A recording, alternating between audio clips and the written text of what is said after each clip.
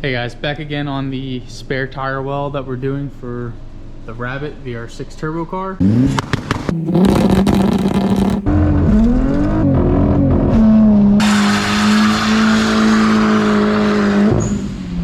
I got this little piece made for the back of the tub that'll hold it from here to here, and we're gonna seam seal it in place.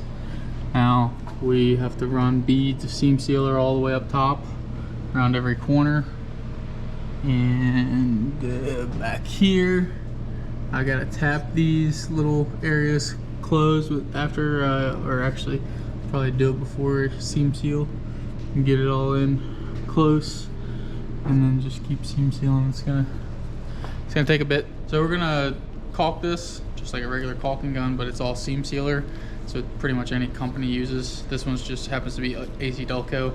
You can get this quick on Amazon. And then I have this Eastwood brush on sealer. This is just so you can kind of glob it on, paint it on, do whatever.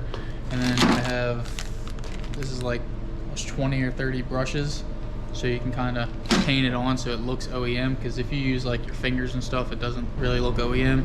The brush will just make it 10 times better. So we'll start laying it in there, and then kind of show you a little bit as we go through.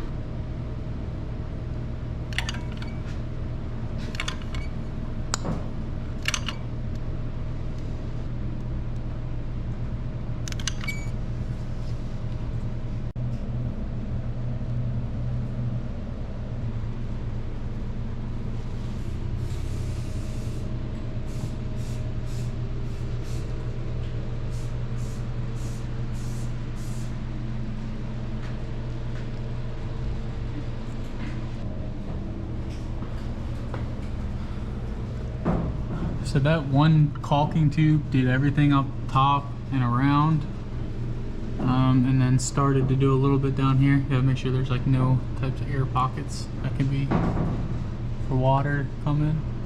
But it looks really good so far. I would say that minimum you should have one of the tube for the bottom and one of the tube for the top, and then the rest can definitely be done with all the brush on stuff. Bought 2 of these. Don't need 2 of them. It looks like I'll only need 1, but I'll have it for any other time I'm gonna do something like this. We'll just keep going. You'll notice a difference because that was white. It was supposed to be beige, and this is gray, so it'll look a little weird, but I do have that color match paint that we plan to put under here. So now we've made it to up on top of the car underneath. I'll give you an overview of it when it's done, but it's cold and rainy. We're just trying to get it done right now. I'm gonna run all the way around here on a nice bead, and basically this whole top portion is gonna be all caulked, and then every spot that's been welded in here, I'm gonna caulk that as well, like all the back spots and all that. So we'll just do a little time lapse of that, since it's much nicer to see in here.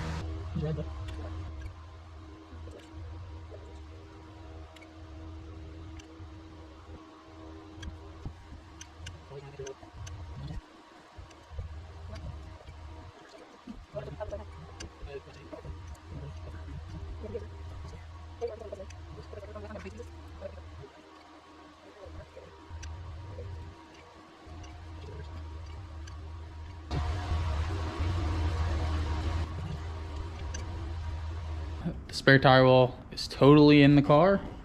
It looks really good. Sorry for the light, let me change it. It looks really good in the car. Fits exactly how I wanted it. Everything's 100% weatherproof. It says to wait an hour before you paint. Since I use 2 different types and there's a lot of it, probably just gonna wait a few hours, maybe like 3 or 4 hours, and I'll come back out. I can touch it and it leaves a fingerprint, then I know it's not dry yet. So we'll do that, and then after that's done, I'll come in here and I'll clean everything down with some acetone. So I have the cashmere white right here. LE9C is the color code, and this should be enough to do the entire spare tire well and have some left over. So I will see you guys in a few hours. The amount of seam sealer that we had to use to cover it to make it as OEM as possible it took a long time to dry. Like, see, now I can finally like touch it. It's been 4 days now and it's finally dried. So now what I'm going to do is lay down some paint. I might show you guys that. I don't really want to risk messing up the new lens. I'll start with the first coat, show you guys how it goes. Then we'll go up into the car, do that painting, and then hopefully by the time I get home tonight, it'll dry and we'll be able to put the gas tank hose back in place with the 3 screws up there. It's a last caught you guys up with the project. The spare tire well was in and we just had to paint it. I got in some color match paint and it was just junk. I wound up sending it back. So I got this. This is the next best paint for pretty much any Mark 1 is epoxy paint. Hopefully now you guys can see.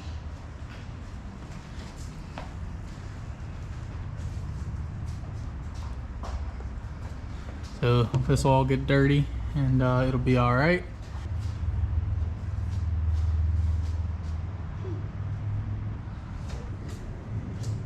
Gotta finish putting the gas fill back in.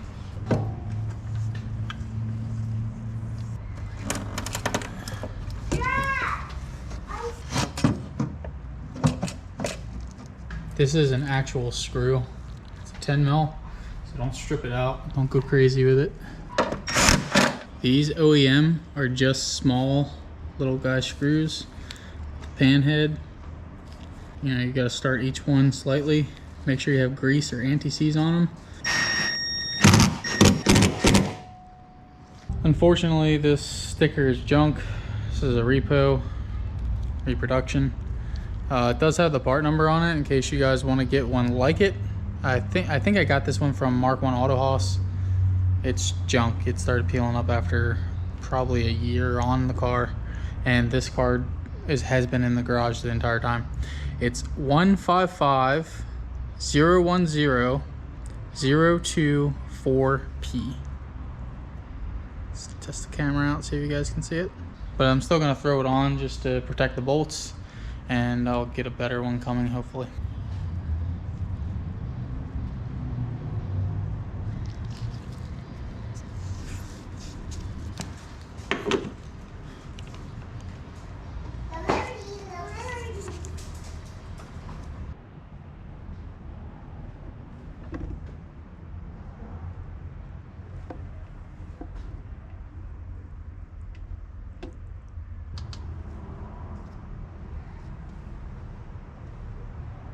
Fairly solid.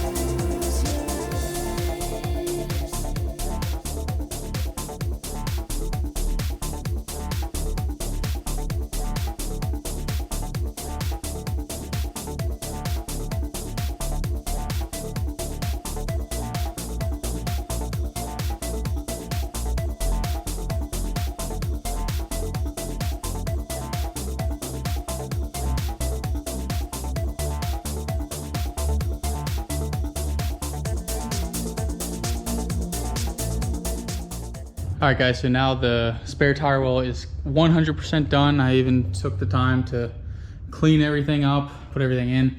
Now this partial shelf, there's an issue to where it keeps falling off back here. I gotta figure that out. I'll figure it out one day, but if you like open the hatch, it'll just fall back and then you can't shut the hatch. So it's just something you gotta figure out. Now it finally looks like a car again. It's got the original interior back in it. Even got the seat belts buckled. Now, I mean, there's crevices and stuff like that. This stuff will come out over time. These seats have been folded for probably 3 years. The biggest thing is now a complete spare tire well, and everything is done. It's a Mark 1 again, you know?